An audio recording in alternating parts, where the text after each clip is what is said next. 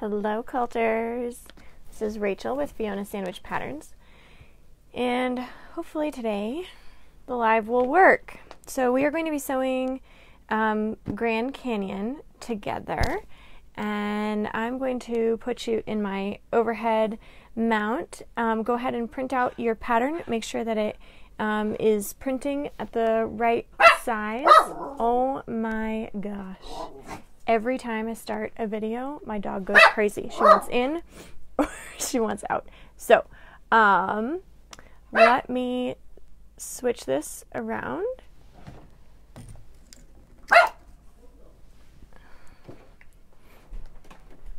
And let's make sure that you can see what I want you to see.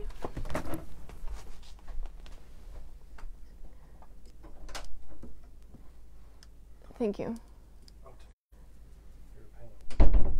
Okay, I'm having a hard time seeing what's here. Okay, I think you can see everything. Okay, so what I need to do, hello, welcome, welcome. Go ahead and print out your Grand Canyon block, and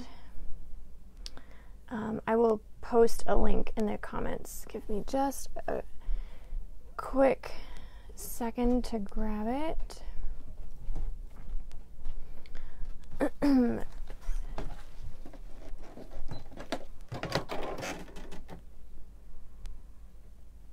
Here we go.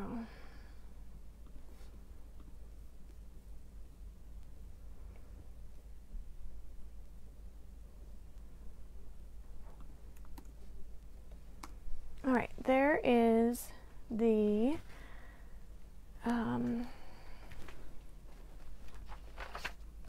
link. Okay, so I'm going to be sewing the foundation paper piece pattern, and there are a few things with this that I wanted to talk with you about. This is not a tricky sewing pattern. It is a tricky color pattern. And I don't think my iron is on. Oh, of course not, because it's not plugged in. I have one outlet in my sewing room, so I have to rotate what the most important thing is. And sometimes heat is the most important thing, and sometimes the iron is the most important thing. And right now I'm sacrificing heat so that I can make a pretty block. And we have freezing drizzle here. Okay, so with this pattern, I think I'm going to leave this right here. You have 5 different colors, and then you have the sky color. And I have tried this a few different ways, and what I found was the easiest thing to do was to do a gradient. I tried putting some blues in, other than the sky. I tried to put some blue fabrics in or some brown fabrics in, and what I noticed is that it really made it feel very disconnected. I don't know where I put one of my sample blocks for that. Here's one. This was a different kind of layout. You can see that I had some browns and purples, and it kind of works, but it kind of feels a little bit disconnected.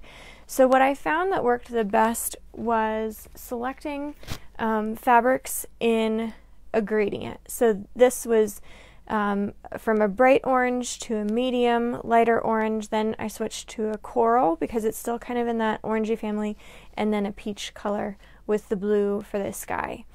So you will probably want this area to be the focal area. I would choose a fabric that is more of a solid for the sky, because otherwise you're going to have a lot of different competition.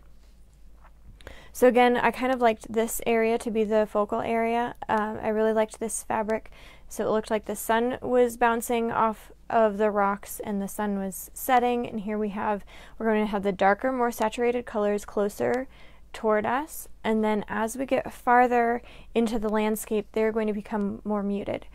So what I'm going to do, I'm going to leave these blocks over here, I think just this one, and I am going to, I think I've been thinking about kind of these batiks. I really liked the way that the orange, I hope you can see this,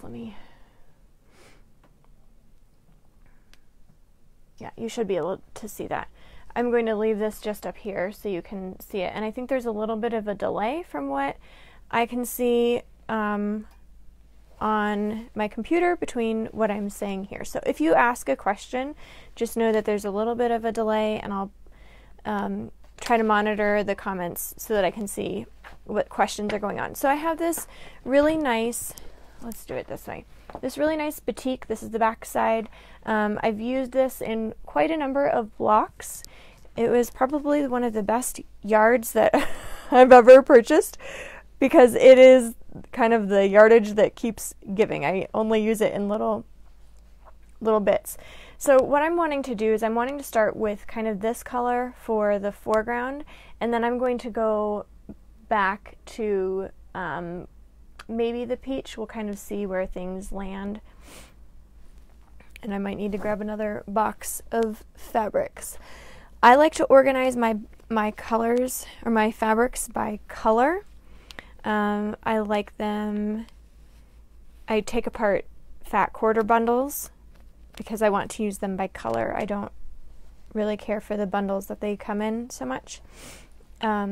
So mine are always taken apart. So what I'm doing is I'm pulling out fabrics that are probably going to work with this being the focal area. And if you have sewn along with me live before, you know that sometimes I start in one direction and then I completely scrap it for another direction. And I am pulling out some fabrics that I used previously, and I did really like them, so I might use them again. We'll kind of just see how things go. I kind of let the colors speak to me, not audibly. My daughter, when she was little, this is a side story, she went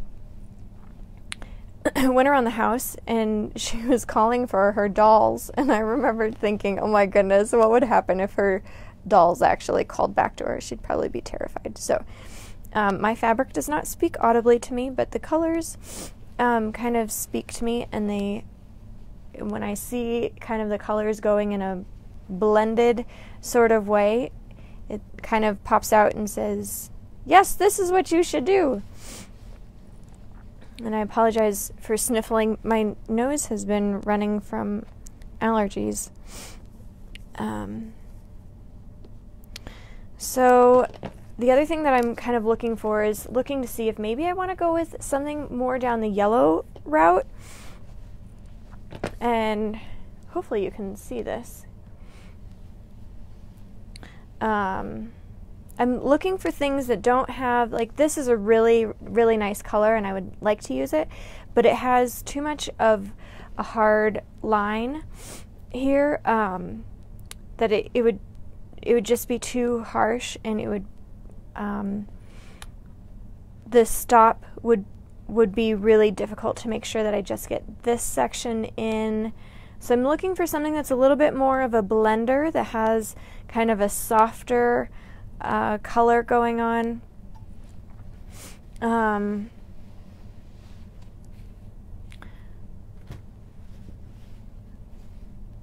You know, nothing too bold like this.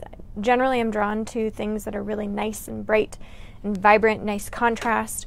But what I have found with the national park blocks is it's better to have something that's really subtle, so that the colors and the texture are what stand out, as opposed to what is printed on the fabric.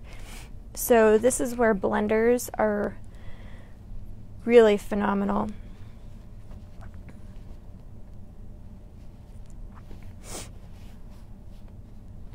If you have any questions, post them in the comments.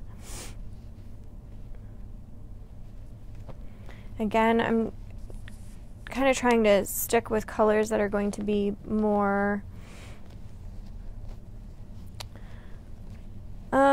more on the orangey side, but sometimes I get these colors in kind of the pinks box that I'm not quite sure like this one might be really fun to use, but I think it has too much going on. So I think I'm going to skip that. And I'm also going to walk around. This happens every single time I do this. I should just have all of my boxes out, but what always ends up happening is I decide that what I'd really like to have is a different color. So you can't see me. I'm walking across my room and I'm going to grab the brown box and I'm going to grab the cream box because I might need them. I also might need the blues because, well, sky. So let me grab a blue because I kind of thought I was going to do a sunset kind of color, but I think I've already changed my mind. And I want just a soft blue, and I just had it. Here we go. And again, I might change my mind again.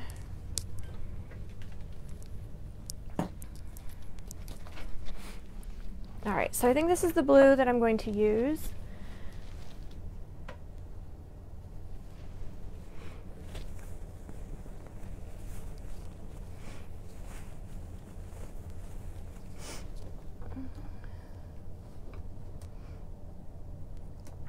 The other thing with this is, I don't think I said this, is that it's really good to just stick with one color. That's going to be the easiest thing to do instead of bouncing around from kind of the browns to the blues to the purples. Just if you have one color, it's going to be so much easier for your brain, and I think you'll really be a lot happier with the colors that you end up with and the way that the gradient comes together.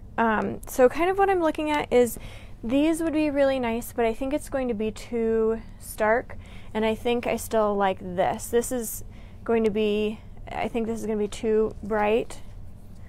So you don't want to have competition between the prints, especially with this block, because there really is a lot going on within 4.5 inches.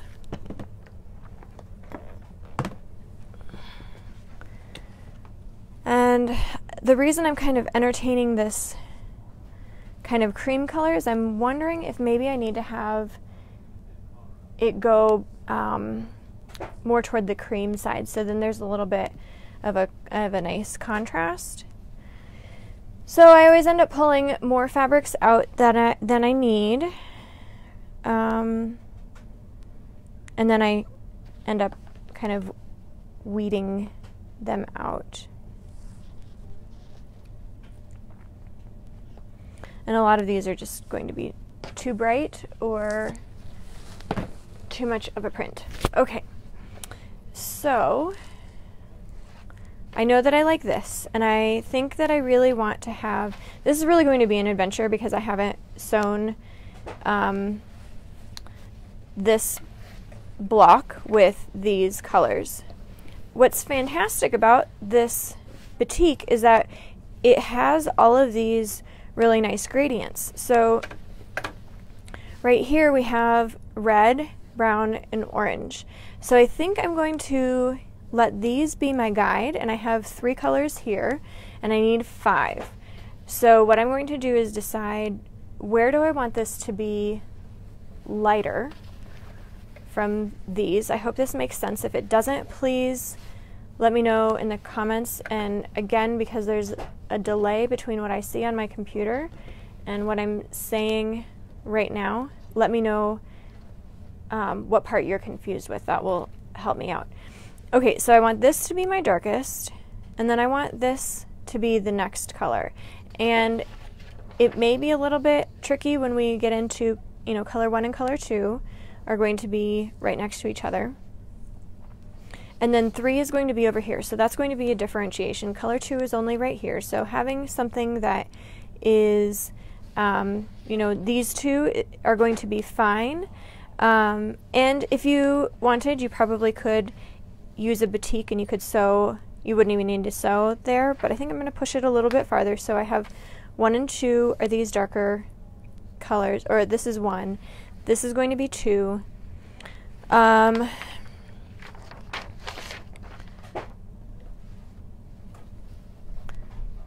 right, I think this is going to be 3.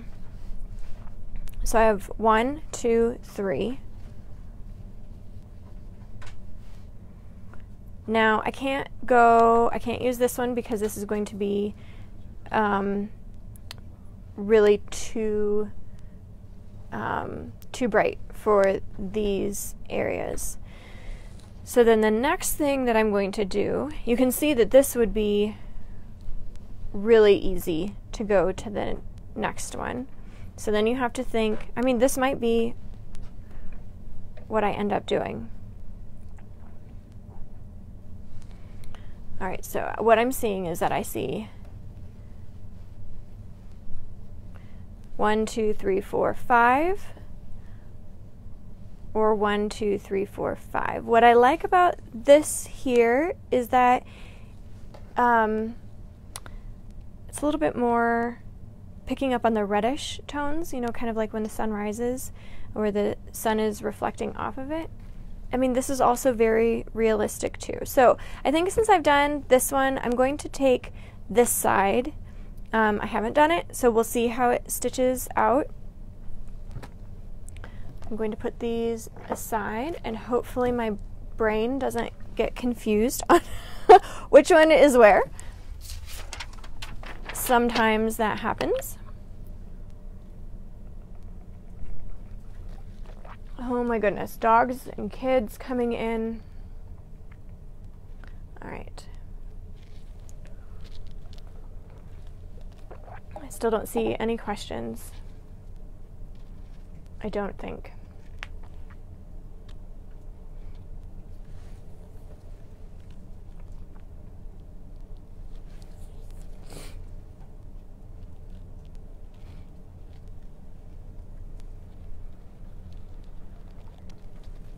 I wonder if I need to click on the video. Nope. Okay.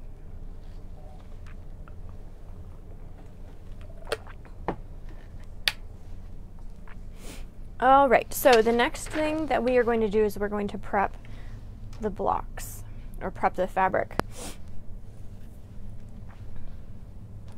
And this one is very easy. So this was the English paper pieced block, so you can see that the fabric lays out just a little bit differently. You're watching. Fantastic. Okay, so the fabric lays out just a little bit differently with English paper piecing than foundation paper piecing. So don't look too closely at this one if you were doing the foundation paper piecing, only because the pieces are slightly different. So there won't be seams here.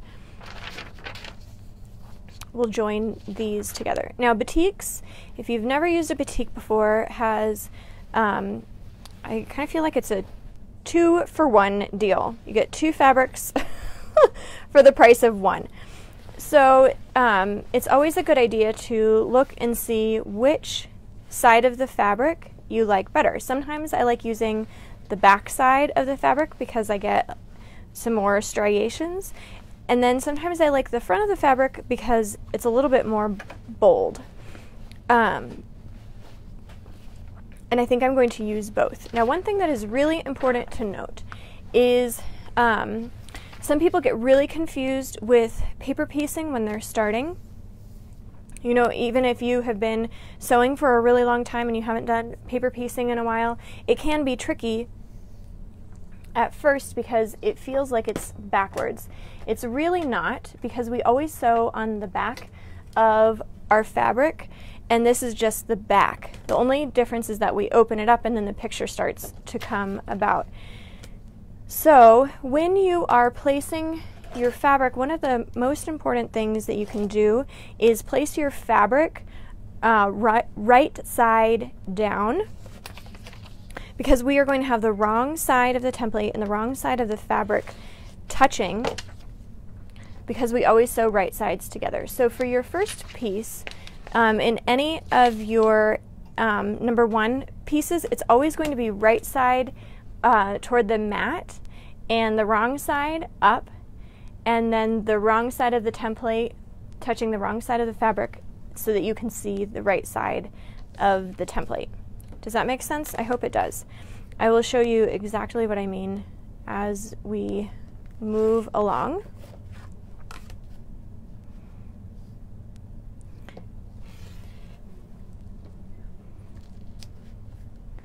Okay, so for these two, because these are the same colors, I'm going to set these aside. And I'm not going to be very concerned about how the striation matches up because the rocks are really jagged. The only thing that I'm concerned about in this is making sure that the lines are going to be going straight across, because this is going to be one of the focal areas. So I'm going to line the bottom of my fabric, and I've decided that I like this part. So this is the right side of my fabric, and this is going to be the wrong side. It doesn't matter to me that this really should be the opposite. I do want to make sure, yeah, I still like that. So sometimes I think about, am I sure that I want this to be this side? And I just feel like these are just going to be too bold, that the eye is going to be looking in these sections here and it's going to read as stripes rather than rocks.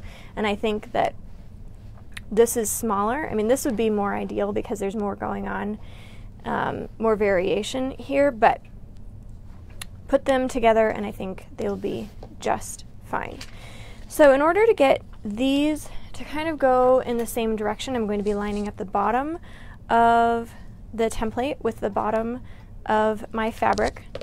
Again, this is the wrong side up, right side is facing down. This is only for the first block in every one of these sections. I love glue. I joke that it's kindergarten around here, paper and glue. So here's my glue stick. It's just a white Scholastic school glue stick, Scholastic glue stick. It says it dries clear. If my tongue could work, that would be really lovely. So it dries clear. I find that this one works a little bit better than like the Elmer's purple glue. That one tends to burn the fabric, which is a little bit worse when you're English paper piecing as opposed to foundation paper piecing. And the bottom of the templates are lined up roughly. It doesn't have to be exact. I don't do much exact except for sewing on the line. That's the only thing that's really exact.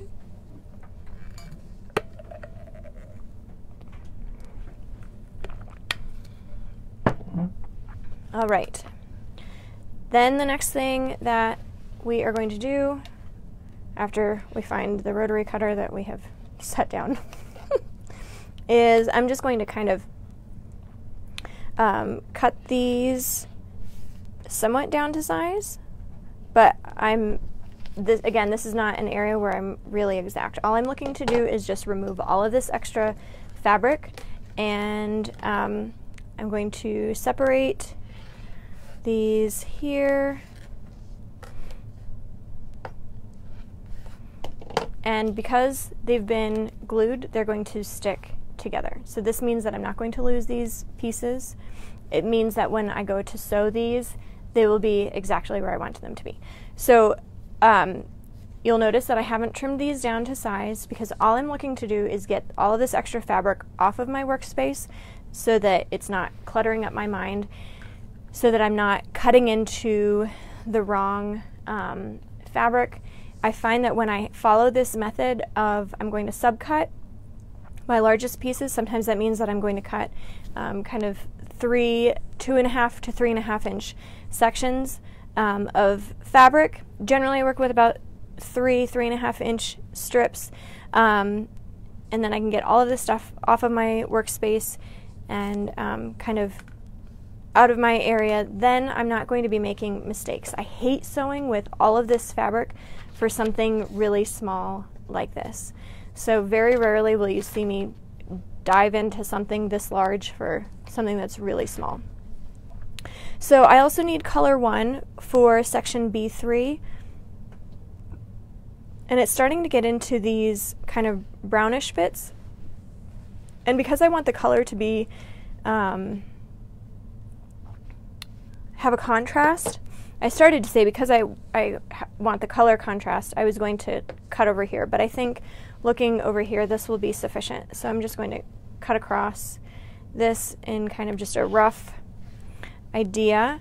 And if you are new to paper piecing, let me fold this up and I will tell you what type of glue stick am I using. I am using just Scholastic glue stick. I think I got this at, I don't know what they're calling themselves. It was Office Depot or Office Max, whatever they're going by. It was not a Staples, but just an office supply store. And I tend to stock up on them when all of the school supplies are on sale. So usually that's in July-ish, and then I get 12 of them, you know, as many as they'll let me get, really. And they come in a pack of 4, but even it's not a bad time to get them now. Okay, so then I make a mental note that this is not a scrap. So I have a little dish here, and I'm going to put my little pieces on. Generally this is my scrap dish, but this is going to not be my scrap dish today. So we'll put all of these other pieces in here so then I know what they are.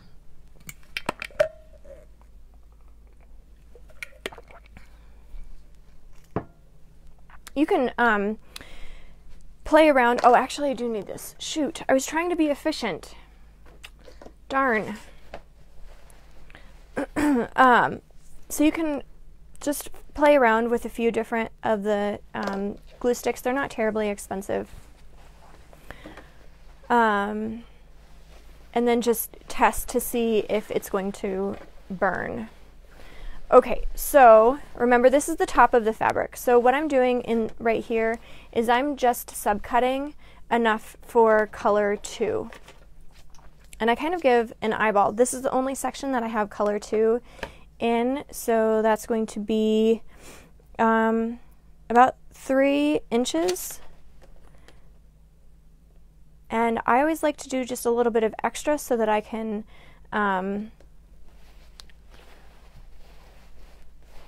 get the lines where I want them to go. Oops. So this is just my rough subcut. All right, I'm not going to fold that because I already did, and I'm not going to fold it again. I'll fold it later. Okay, so kind of the same thing for color 3. I really like to use fabrics that are non-directional. It is so much easier to use non-directional fabrics, especially for a block that is a little bit more complex. It's not to say that you can't. I do have a video on YouTube. I have a few different blog posts on how to use directional fabrics.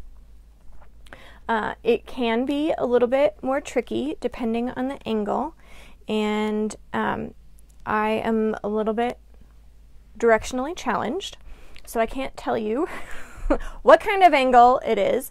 All I know is that for the National Park sign, which comes with all of your patterns, I know for that one, because it's more of a cute or an obtuse angle depending on which way, and somebody who actually got an A in geometry would be able to tell me better than me telling you. But the angles that are like this are harder than when you're folding over, or angles that are more like this. So more of a, 30 or 45 as opposed to, whatever this is. So the National Park sign, just know that that has different instructions. They are on my blog, but that one is a little bit more tricky. And I do have a video on YouTube about working with directional fabrics. So this one isn't too terribly difficult, but I like blenders because it doesn't matter which way you go. So you'll notice that my fabric is right side down. That is just the habit that I'm always in, because we always sew with our fabrics right sides together. This just makes it so much easier if I just have the same habit all the time. So I can see that I only need these 2 sections, and I do want to give myself a little bit extra. So I think if I do, and it's not going to really matter if I go one way or the other. So all I'm looking for is to just get some of this, just a bit that is easier to work with, a more manageable size.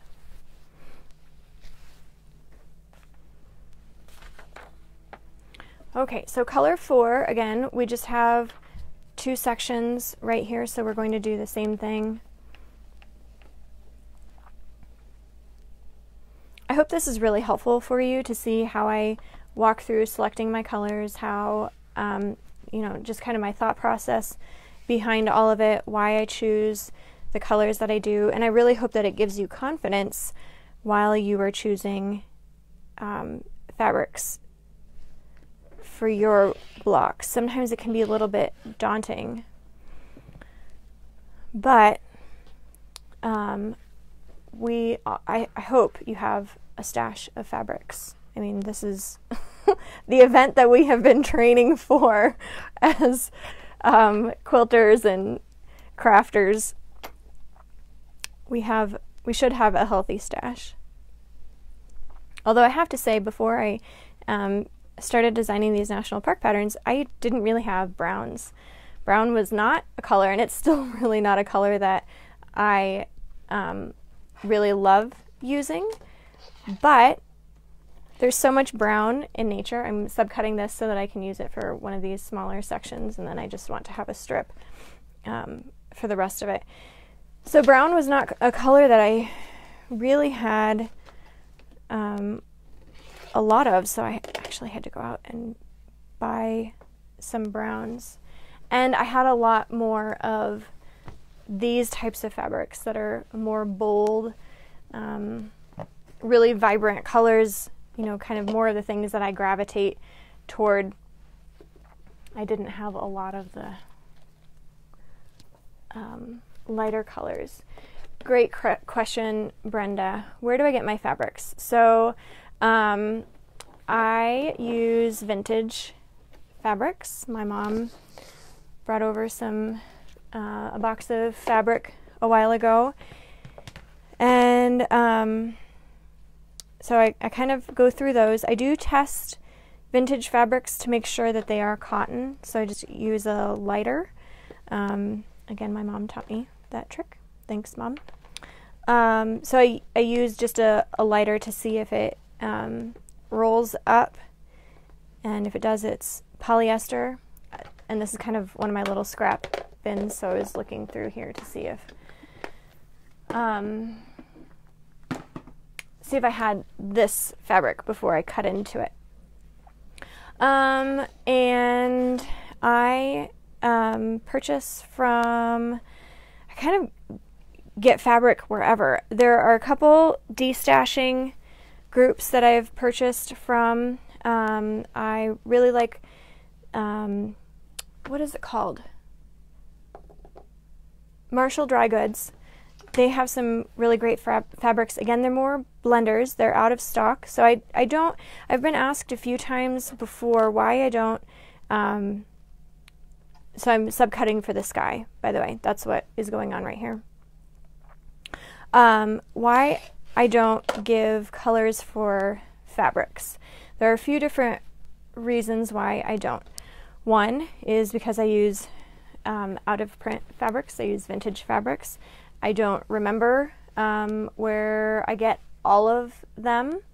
I couldn't tell you what color this is because I bought it in a fat quarter, and I don't have space to buy bolts of fabrics, so What I do is when I go to a quilt store is I take my phone with pictures from our trips or pictures that I've saved from Instagram or wherever, and I kind of carry around my phone, and I am kind of looking for those particular colors. So I'm looking for the color as a whole. I look for what is going on in this size of the fabric. So like, for example, this fabric here is really, really wild. It has a lot going on. You might not think about using it, but when you break it down into something that's kind of 1.5 inches to 2 inches large, then, oh, this kind of tells me that these are supposed to be rocks, or they're supposed to be kind of craggly. So I look at what is going on in this, and is it something that is too bold? Let me give you another example. Here's another fabric that I really like, and I haven't been able to pull this in because there's just too much going on in here, that for these blocks in particular, because we're kind of painting with fabric, something like this is going to be a little bit of a harder fabric to use because there's just such a huge contrast. So I look for things that are have a looser print. I mean, I've used this for not this color, but one in blue for water, for sky. So I kind of think about what is going on in here. How else could these shapes be interpreted? So you don't have to just use batiks, you don't have to just use solids, but blenders are fantastic. And if you love blenders, great, you're already on board. I just wasn't a huge blender fan because there just wasn't a lot of, I want things that have a lot of contrast. I just love really bold, bright colors. But for these blocks, if you have so much bold that is happening, it's just going to feel chaotic and your eye really won't know where to land, and it'll feel frustrating because the block just isn't coming together.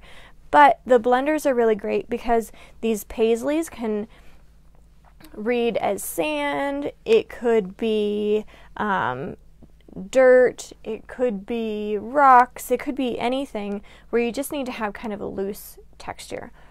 So, in answer to your question, I use, or I get my fabrics from Marshall Dry Goods and Ziggy Lane is also on Facebook. They have very similar fabrics, so I like both of them. And then I have a few quilt shops that are kind of close to me, but not super close. They are a commitment to go to the different quilt shops. So I go when I can, and most of the time I just order online. It's not really the best answer because I do like supporting local stores. However, when it's a 45-minute drive in one direction and I homeschool my kids and I want to be designing patterns for you guys really quickly, I have to maximize my time. Really, really great question. So I hope those are helpful to you. I've also ordered from Fat Quarter Shop. I do really like their fabrics quite a lot as well. So I just kind of order everywhere, but I do like kind of I don't know, I like Marshall Dry Goods and Ziggy Lane are generally, I think it's Ziggy Lane. She's on Facebook. Anyway, okay, so let's get into gluing these together and stitching them together. If you have been putting off foundation paper piecing, you are in for a treat because this is, well, foundation paper piecing is very, very simple. It's like riding a bike with training wheels, because you're going to sew right along the line, and the way that I do the method that I have, I trim before I put the pieces together. Then you don't have lots of extra fabric, and it just makes it so much easier. This is one that what I'm going to do for you and for me. Actually, I have two different thoughts. I have marked these color 1, 2, 3, 4, 5. What I would do for you is I would lay these out in which color you're going to have where. So this is my 5. 4, 3, and 5, okay? And then the other thing that you will probably want to do, generally what I do is I line up all of my pieces and I get them going kind of, you know, chain piecing. With this one, I think it's going to be easier for you if you sew this, then this, then this, then this. It's going to take a little bit longer, but I think it's going to be a lot easier, especially if you're getting started. Okay, so let's do the first one. So I'm going to put my fabric right side down. We've already decided that the bold is going to be right side up, and to reiterate, because I don't think that I can say this enough, I don't trim right along the dotted line. I've said this in previous videos, and one of the biggest reasons that I don't is because I really don't trust this line. I don't have trust issues, but I have trust issues with patterns sometimes. Sometimes my printer decides that it's going to print at 97%, and if I have already trimmed around the outside of this and my block measures a little bit under 5 inches unfinished, then I know, shoot, I'm not going to be able to use that. But if I leave this extra here, then if I need to have extra wiggle room, I've got plenty. So I hope that makes sense. So the second thing is, there is one side of my ruler that is 1/4 of an inch and one side of my ruler that is not, and I'm sorry that there's glare. So this side here with the dotted edge where it's marked 1/4 of an inch is 1/4 of an inch. This side over here, and I really wish that this side was 1/4 of an inch because there's a little bit more grip over here. Oh well. This is not quite 1/4 of an inch. It's a little bit shy. So then that means that if I'm using this side for all of my edges, the block becomes a little bit too short. So the next thing that I always do is, well, I'll tell you when I get there because I don't want to confuse you. Okay, so I'm going to put a little bit of glue in section 1.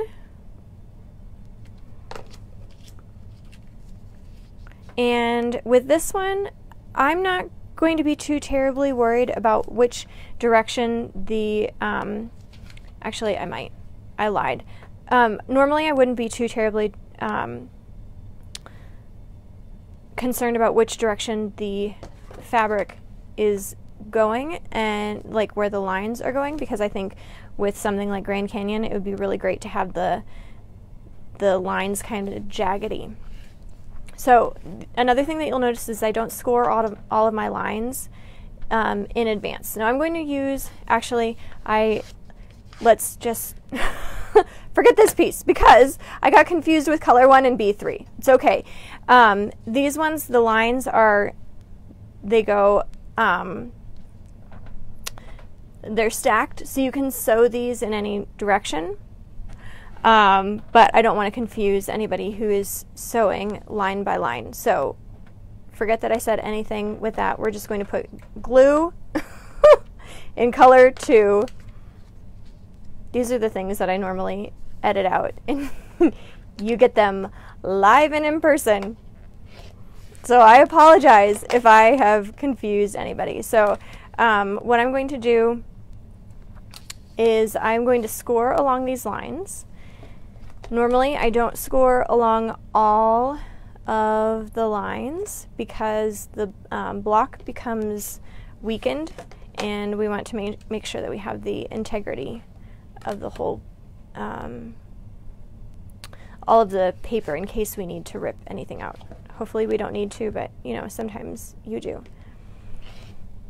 Okay, so generally I do save these scraps because I never know if I need them, but for this one I know that I don't. And there isn't going to be a huge variation here. I think it's going to be okay. So when you're picking colors, you might want to make sure that you do have a little bit of variation. But if you don't, that's okay. All right, so the next thing that we're going to do, I am going to sew B3 before I sew B2 because I have this little bit of fabric. What we need to make sure is that we have fabric in this section. What a lot of brand new paper piecers will do is they leave the template open because you have to have the template open while you're sewing. So then you might be tempted to put your 1/4 of an inch seam down here. But what's going to happen is when you sew down here, all you have is just this little itty bitty bit. So we have to make sure that our right sides are together. And what I have found works the best is if I fold this over, then it tells my brain I need to line up this section right here with the raw edge of my fabric. Okay, so that's kind of step one-ish. Then the next step is you need to make sure that you have fabric inside of your cut line and inside of your sew line. So I have staggered this fabric here that I'm putting right sides together. You're not going to put your right side here and your right side here. You're going to have right side and right side. So your right sides are always going to be touching. Okay, I hope that makes sense too. Let me know if it does not make sense. So I need to make sure that anywhere that my template has been folded over, I'm not concerned about the fabric in this area because I've already cut and glued the section for B1. And remember, we're jumping ahead to B3 because they're all parallel to each other, so that doesn't matter so much. I need to make sure that I have enough fabric in the B3 section for what I have right here. So that's great. I hope that makes sense. Let me know if it does not. So then I'm going to pin. I do take an extra step to pin because I don't like my fabrics to shift at all.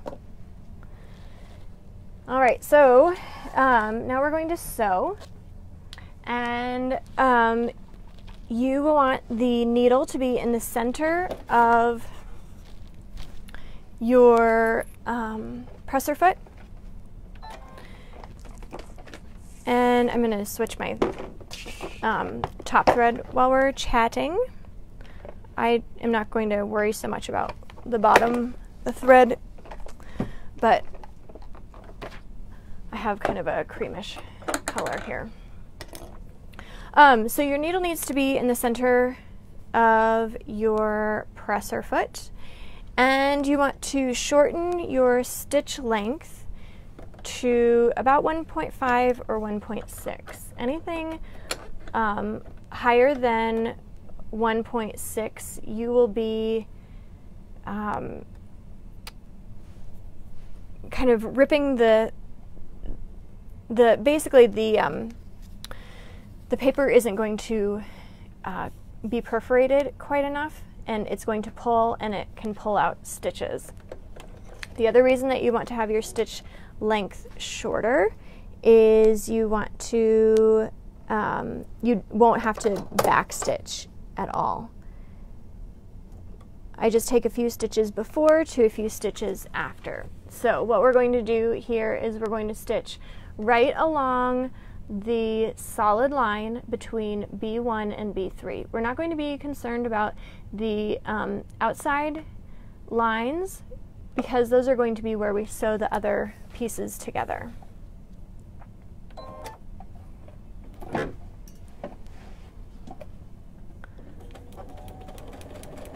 And again, a few stitches before to a few stitches after. Sew right along the solid line.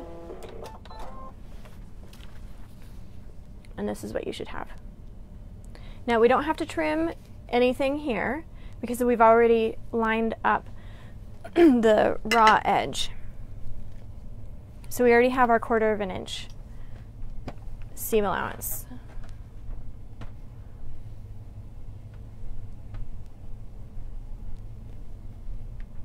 Okay, all I'm going to do is just trim off just this excess, excess here, and hope that I don't break a rotary blade or...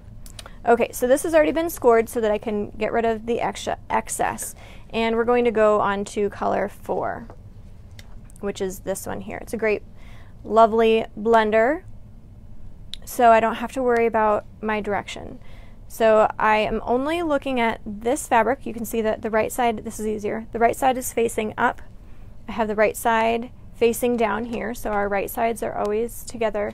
And we're going to line up the raw edges, and then this is our 1/4 inch seam, and you can see that I have plenty of fabric where it needs to be. So then I fold it open again. I don't think I said this the last time. Fold it open so that I know where I'm going to sew. And I'm going to stitch a little bit before and a little bit after.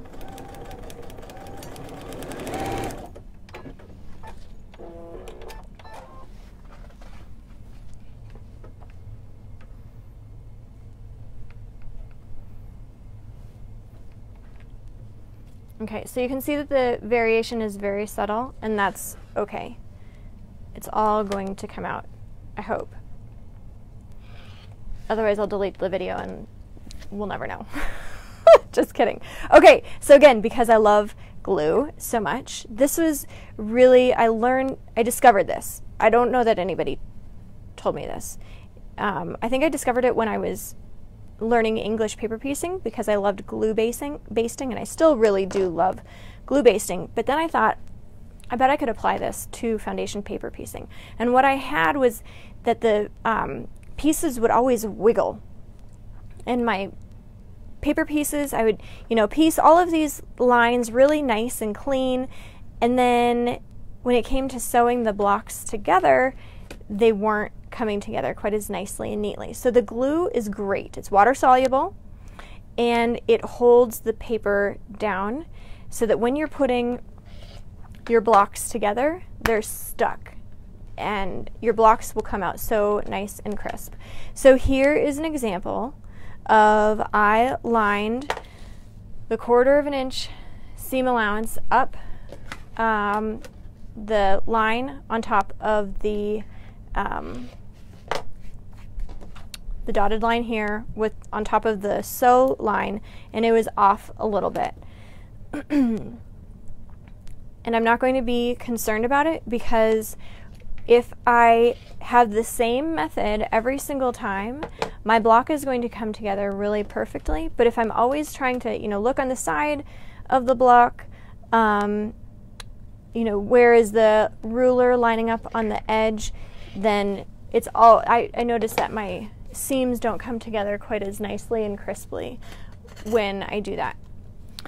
So the other thing that you can do is you can trim a little bit easier when you have glued just the outside piece, just any place that it's lifting. You don't have to go wild with it, but I just did it on this one here and this one here. You can see that this is, a little bit lifty, and that's fine. I might come back and I might put a little bit of glue in there, but I think it'll be just fine. So then I do trim around the tabs, and sometimes those little tabs are helpful and sometimes they are really not.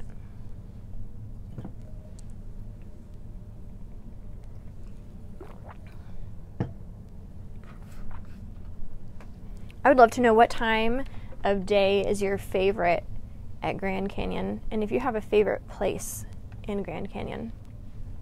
I haven't been in a long, long time. Okay, so I'm going to stick with color 4.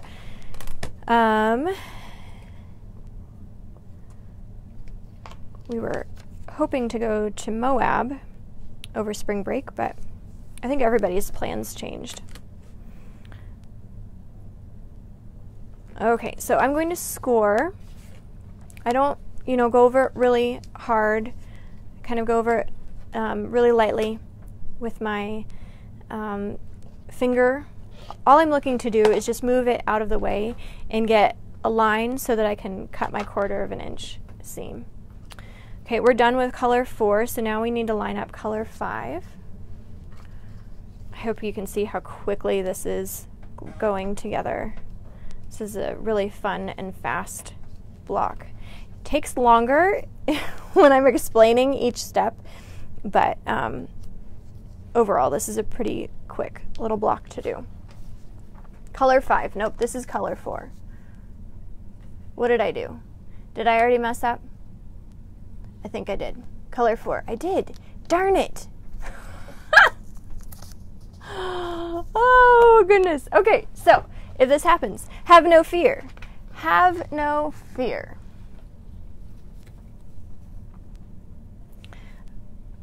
We will just rip this out.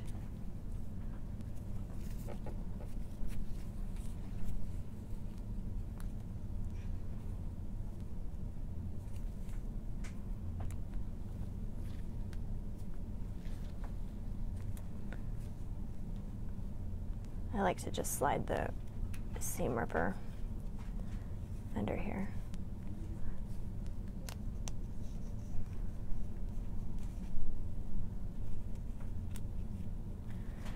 Okay, cool.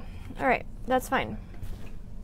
Not a problem. I will need this later. This is color 4, not color 3. The other thing that you can do is you can put the color that you need under your under the template, and then that should help you too. But because I was talking at the same time, I wasn't focusing quite as much. I apologize. But now you can see what I do when I mis-sew. So this is one of the biggest reasons why I don't score all of my lines. And oops, I was pulling the pin out at the same time that my needle was hopping up and down. Okay. We are back on track.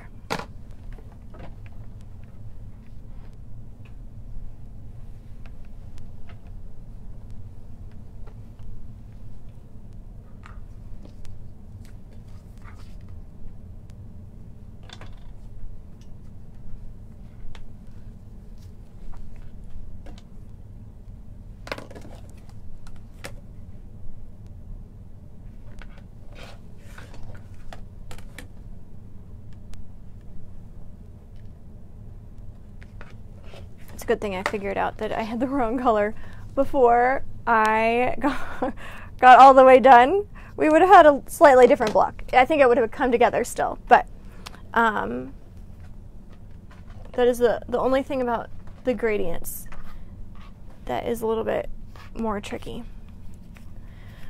Okay, color 4, color 4.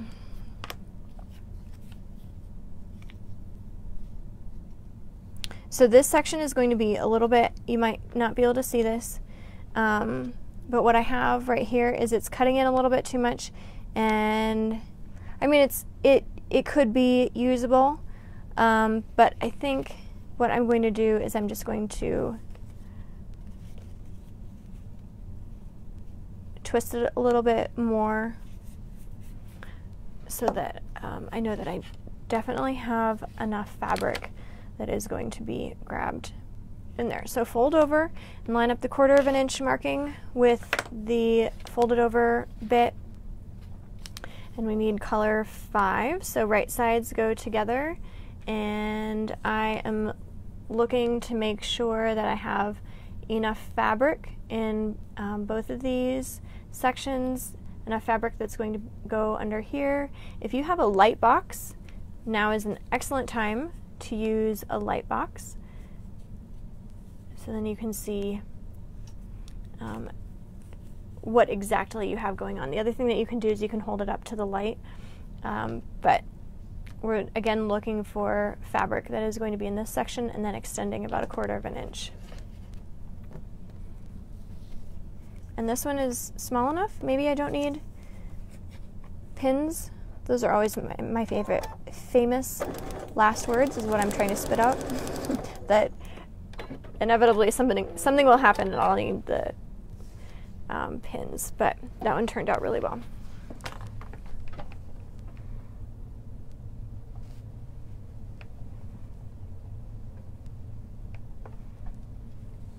And even though this is popping up, I'm not going to glue it because there's going to be another piece of fabric that is going to be stitched on top of that, and then I will glue that.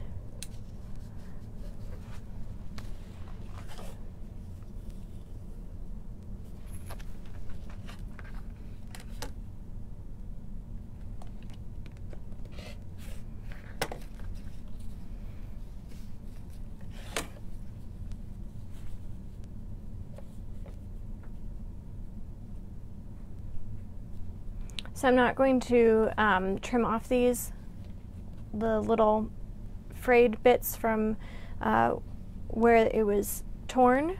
This particular fabric store tears the fabric instead of cutting it with a rotary cutter. There's just a little bit of extra fabric in there, but they're just basically just the threads from weaving, so I think it'll be fine. If it really bothers you, you can cut it, but I'm not going to let it bother me.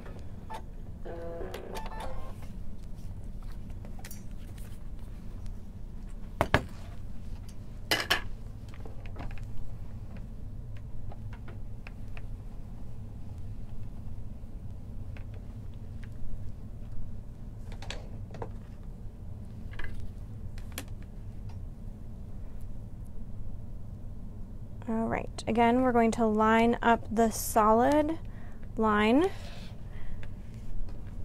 underneath of the 1/4 of an inch marking and trim right along the edge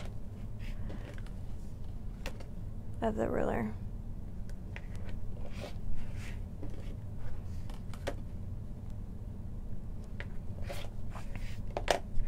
Okay, and then before you trim this little bit down, do make sure that you put just a little bit of glue so that it doesn't continue to pop up.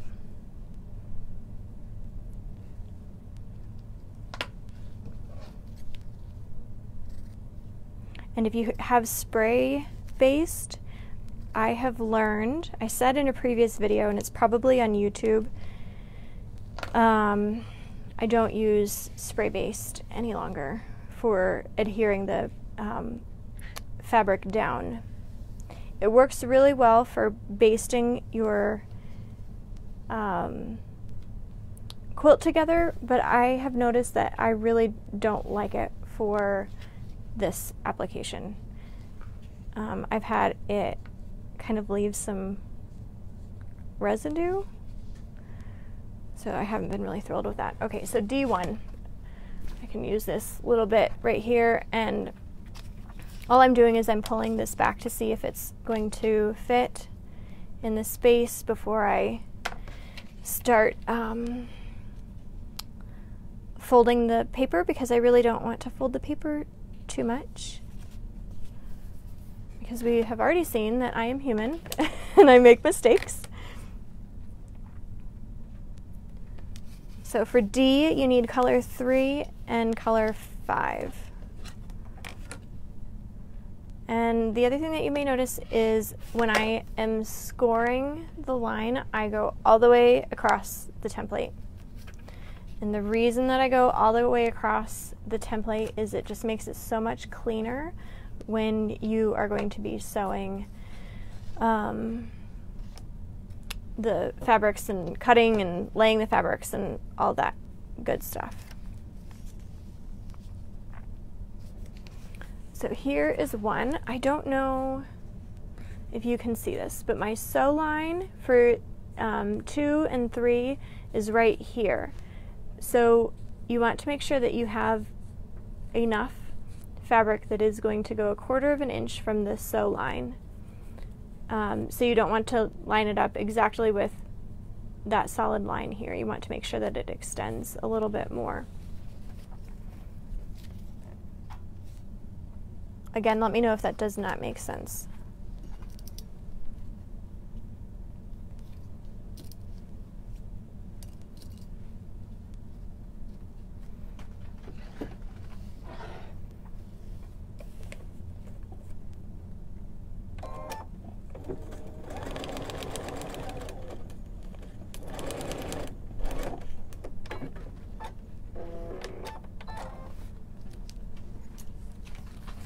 Alright, so that's what we have there.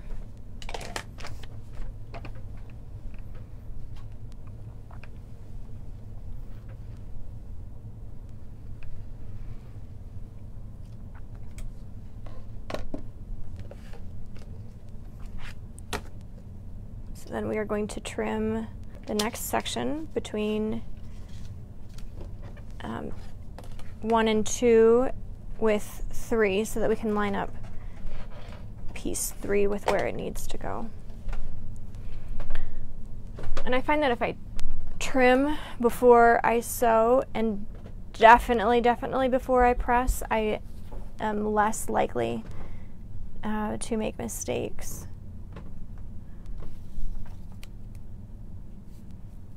Because I'm using this here as my 1/4 of an inch. I know that I'm going to be sewing here.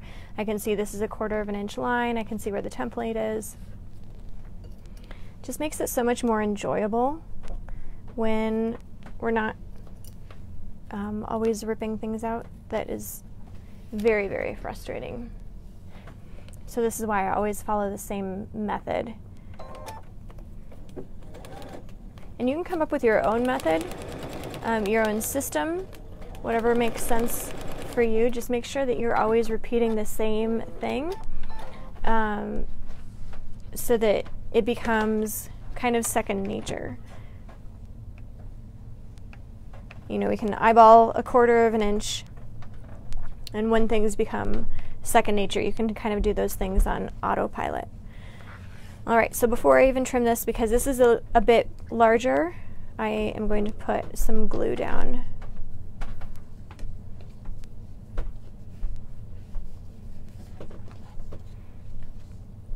And you might think, oh my goodness, I'm going to use so much glue. And honestly, I don't. I English paper piece like crazy. It's my evening hobby. And I thought I would be going through glue like crazy. I bought 12 packages of 4, and I don't think I bought any last year of the glue sticks. My kids were giving me a really hard time because I had so many glue sticks, and I probably didn't need to buy any more. Although by the time it comes July, I will need to restock. But I don't, you know, I use them for foundation paper piecing and for English paper piecing, and I have not run out of my glue supply, and it's really comical because I do have glue, little glue sticks all over the house, and they're in my truck and sometimes in my purse, and my kids are not in kindergarten. Okay, look how fast this has gone together.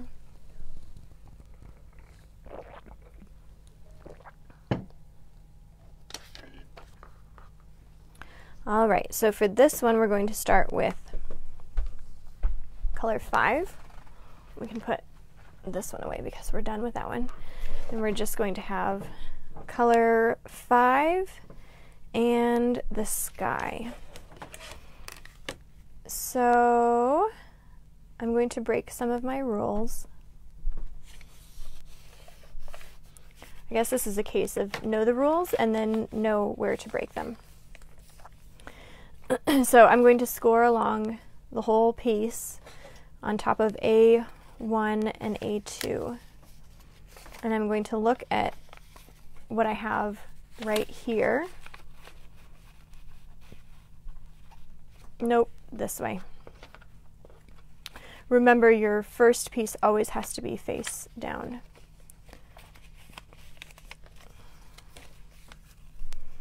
and I just kind of fiddle with the fabric and the template until I find a place where I'm going to be conserving the most amount of fabric,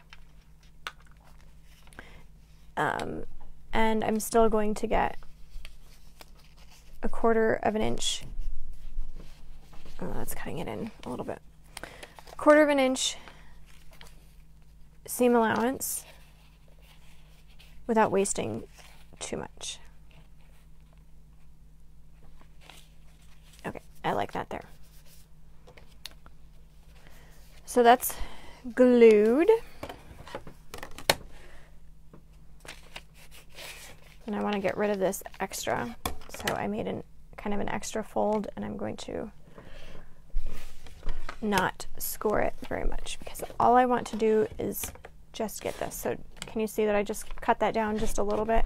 This is where I like to hold on to the scraps because the scraps are generally perfect for these little itty bitty bits. Now, if you are English paper piecing, for these small little sections, I fold the tiny sections first, and when I pinch it, maybe you can see, I pinch the fabric together like this so that it creates a hard line. So I would pinch it like this. I'd pinch them on either side, and then I'd have just the glue there instead of folding it over this way and then folding it over this way, because then you have all of that extra bulk, and for the little pieces it gets to be a little bit tricky. So I need to remember to do just a little video showing that. And then you may need to kind of force the fabric and the template into alignment. Sometimes with the smaller blocks you kind of have to tell them where to go instead of allowing the template to tell you how to sew things together, just because they are so small.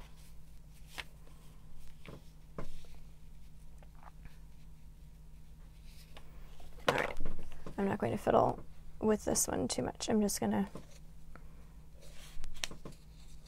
line it up, pin it, and then cut it out, because it's kind of a funny little shape. And I don't want you to stress out too much about this.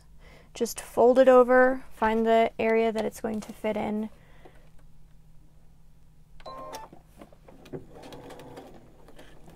I can't wait to see your blocks and see what colors you've chosen.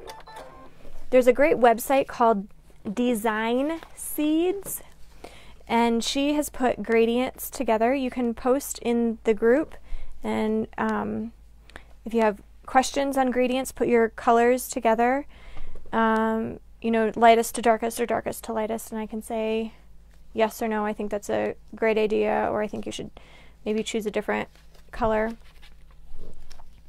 This one I am going to glue down because it's so small.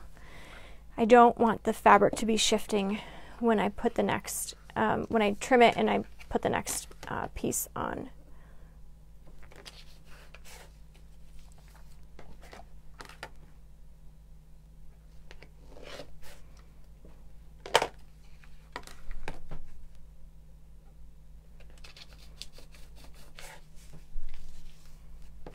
I think this might be a really great block to use with kind of a night sky fabric. Okay, so we're back to color 5 for A3. Looking at where these need to line up. What do we have here? I think this will be good.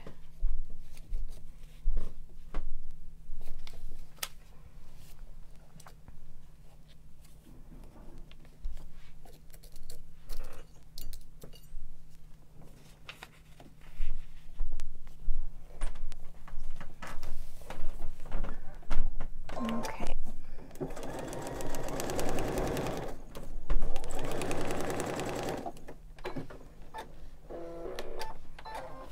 if you haven't gotten the monthly subscription and you're still thinking about it, the 3 blocks that we're sewing this month are Canyonlands, Grand Canyon, and a cute humpback whale. He's really, really cute. But I wanted to start with this one because it is a very easy sew. It's just complex in the color choices. Okay, so I'm going to cut off the excess here. So with the monthly subscription, you get 3 patterns every month.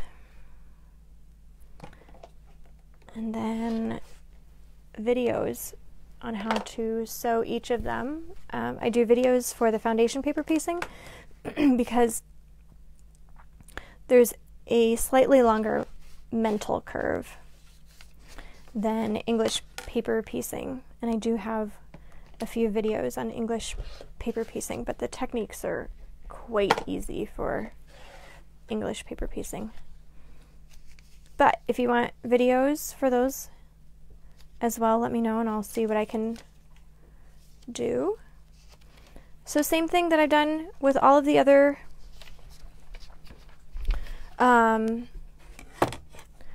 other pieces here. I am lining it up, making sure that I have enough fabric around all of the template for this section while it's folded over.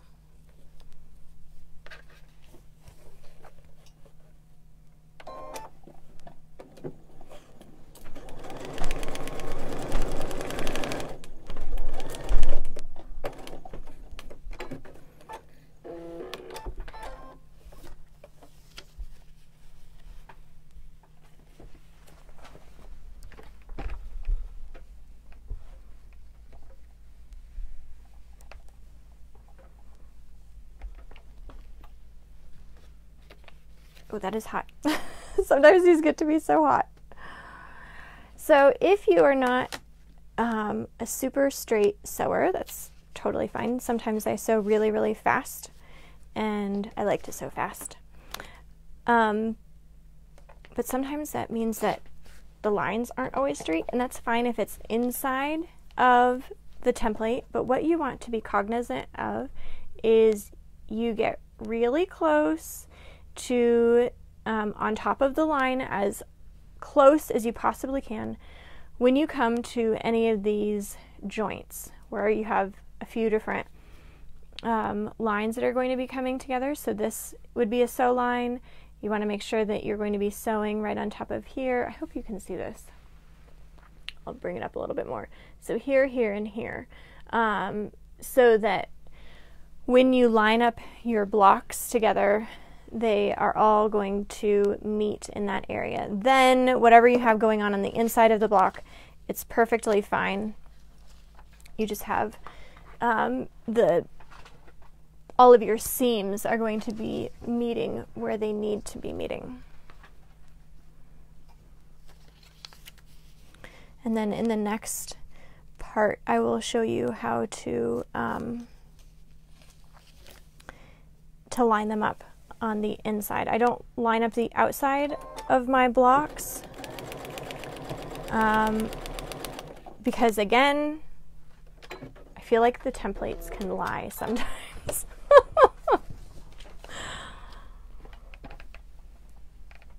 So I just always fold things back and forth to make sure that the inside of the block matches. And I kind of feel like that's why it's called I need this piece here, I think. I actually don't know if I have enough for that section.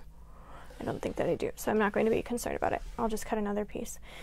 I joke, that's why they call it a seam allowance, because sometimes you need to wiggle things a little bit. All right, so I need to pick up the pace just a little bit because I saw that it is here's where I'm going to break one of my rules. I generally don't, but this is the last piece. And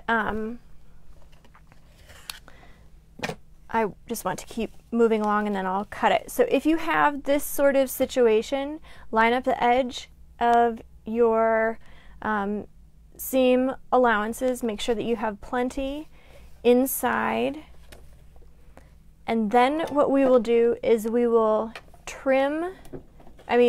press after we press. That is what I'm trying to say. My words are getting all jumbled up. Okay, so like this, because I have my 1/4 of an inch seam, I want to press first. Hopefully I did not disappear.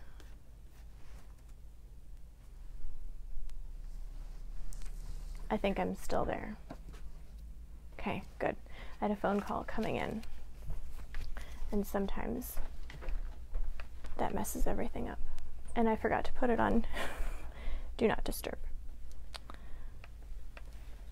Okay, so I'm pressing, and then I'm going to trim off this excess and make sure that your stuff is cleaned off of your workspace so that you don't cut into it, because that may or may not have happened to me a few times. Okay, so this is going to be the sky.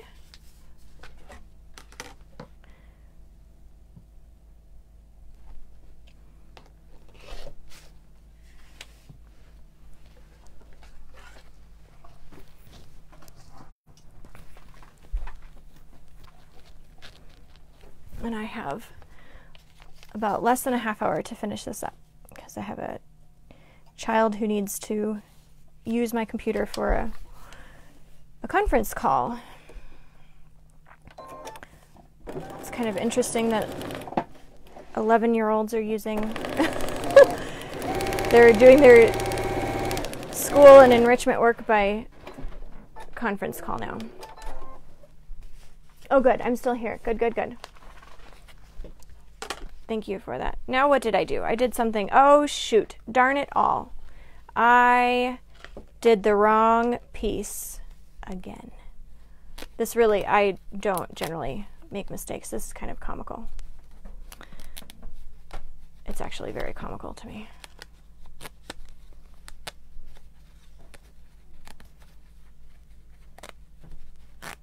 So we will sew as far as we can today, and then I'll finish up another video later if we need to, but we will sew up until I need to jet. I can't believe I did this. Goodness gracious. Okay. We will get this done. So this again is where you do not want to be scoring all of your lines, because you need to make sure that your piece stays intact. If you have this, I've had it happen a few times where for whatever reason I cannot get one little piece in a section, and so I just end up taking it out and putting it in, taking it out and putting it in. And what I have noticed is that I will sew it and then I'll put a bit of glue in this section, and it kind of holds it together a little bit more. So luckily I didn't have to take out too many pieces. So I hope that makes sense, that I would just put a little bit of glue. Actually, I think I'm going to, just so because the paper just becomes so flimsy.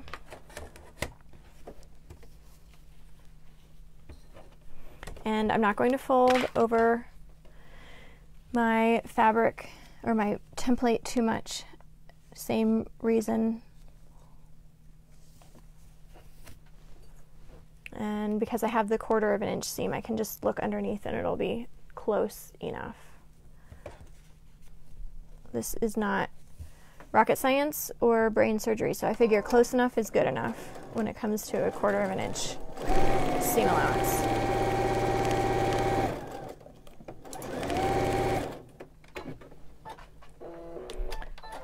Okay, did we do it right? We did, I think. If not, we'll have our own our own unique landscape. It's like Bob Ross, right? Happy canyons instead of happy trees. All right, and I am going to put some glue up here, and then we're going to sew the pieces together. Ouch, that is hot. Try not to burn yourself, please. And please don't cut yourself.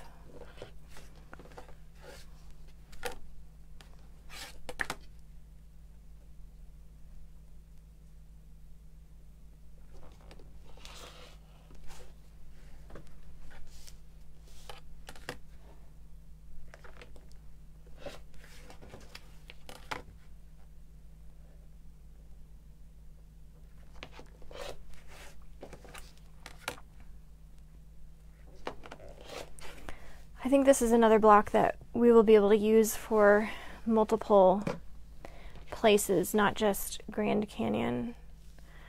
Okay, so put all of your pieces together. I need to come back to these and trim these up now.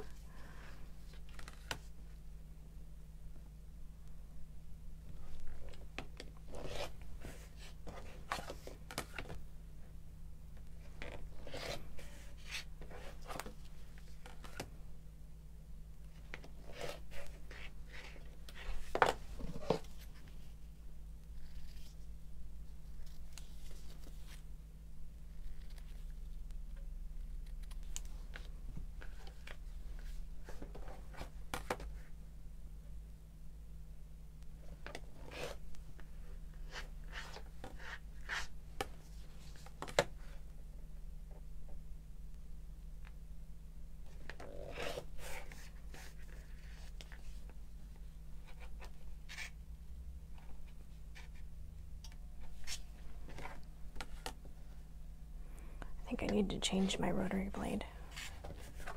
And I think I have mentioned this a few times before. And it's one of those things that I finish sewing and I forget about it until I start cutting into my fabric again. Okay, so I always like to line up my block with where it needs to be, all of the pieces, so then I can grab the pieces that I need. So we're going to have A and C together. And so this is what I was talking about before, is making sure that we have the inside of the fabric, or inside of the template rather, lining up with where it needs to go. So generally what I do is I will kind of do this shimmy back and forth a few times. I know that the color 5 needs to line up. So I kind of go back and forth. I put my finger right along the seam allowance, and then I just bend it back and forth until I have it lined up where I want it to be, and then I pin it because I'm a little bit obsessed with pins. And one trick that I have learned is if you pin just a little bit farther back, you won't always need to remove the pins. This one is being a stinker, so I have to remove this one. But if you can pin farther back, and especially in a place that is less bulky, then you can just leave the pins and you can sew right over them. Okay, so another tip is I remove all of these little tab seam allowance bits that I have just sewn. I don't remove these yet because I haven't sewn that section yet.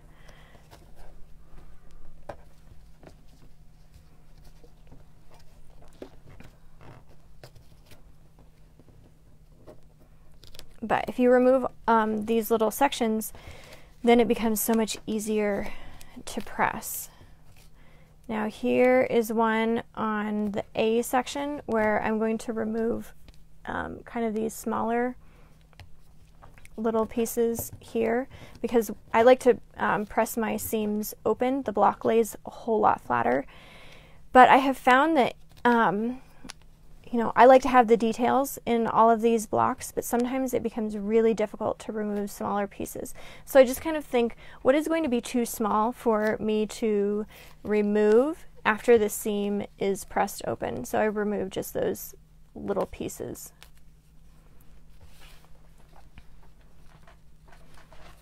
And a question that I try to answer, hold on, I need some water.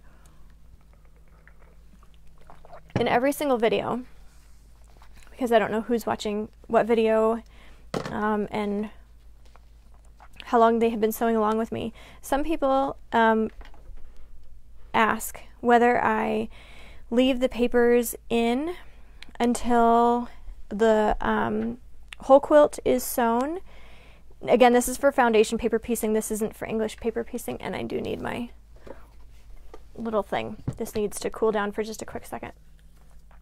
If I remove all of the little papers before I sew my foundation paper pieces together, or if I keep them, all of the papers intact. And I remove all of the papers because sometimes you need to have a little bit of wiggle room. And I find that if I have removed the papers, I have a little bit more space that I can ease. And if the papers are still intact, then I really don't. And I think this is one that I don't need to pay much attention to where they, let's see, where is this one? Okay, here we go. The bottom of A and C need to line up. So this part right here, if you can see that, that needs to create a straight line. So this is the other thing that I do, is I look to see how far do I need to kind of wiggle these down. That's going to be great.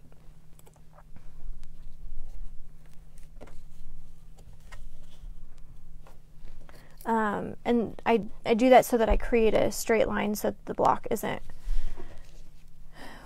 it's not wonky. Again, I feel like I've gone to the extent of making sure that all of my lines are really straight inside of the block, inside of the template, so I want to make sure that they stay that way.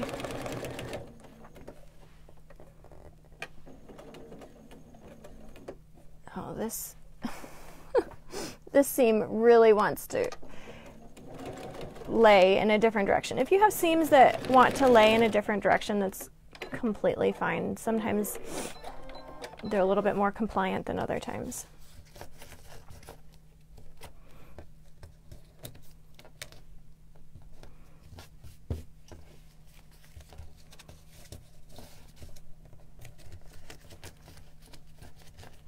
So even if the directions say to press open, you can ignore them if they really want to go in one direction, because sometimes fabric just wants to do that. And this is one that I think is just going to be a little bit better if we just let it do what it wants to do.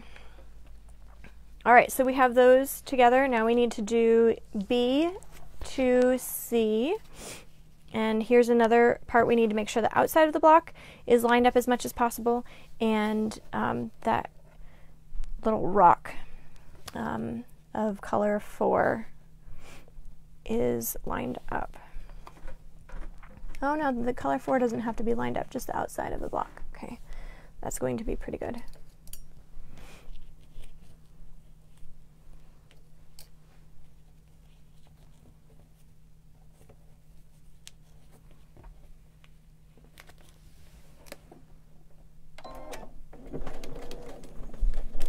Oops.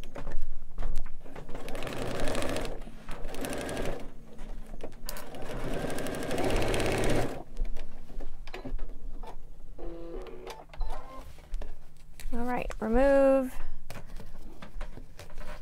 these bits so that it presses really nice and flat.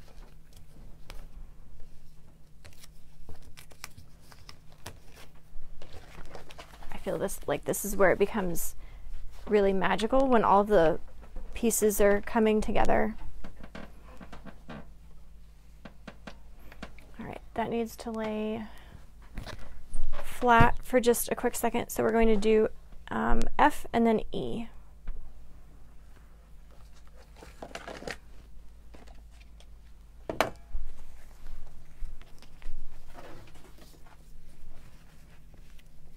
This is really nice. Really, really nice. I like the way that these came together.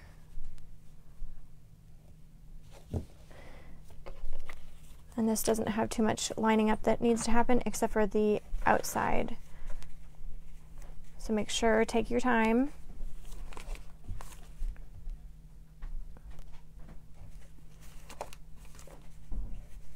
at the outside of the block. Oh, there's my dog. She's so singy. She likes to greet people that come in the door, even though they're people who have been here the whole time.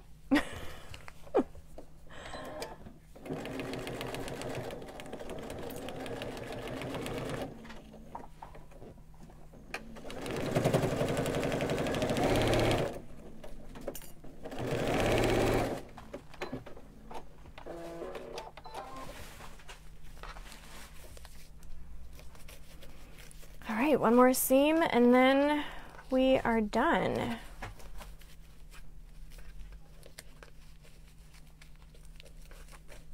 This was glued a little bit more than I normally have glue.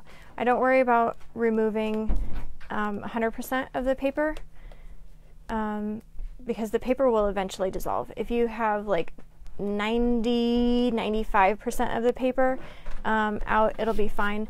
The only thing is I don't like to have a whole bunch of paper in the seam because that's where it does get to be really, really annoying because the block just doesn't lay flat. Okay, last one.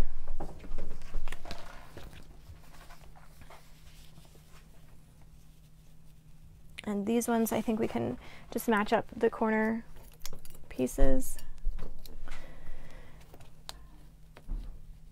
So again, this is another place that I just don't rely on the template pieces. I really try to rely on the block and where my seams are, and then let the rest of the trimming and everything else dictate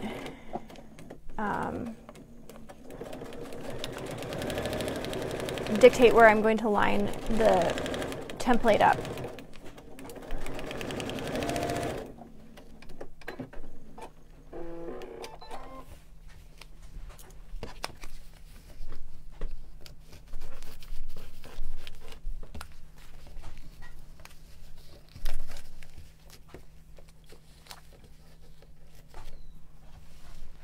Okay, are you so excited?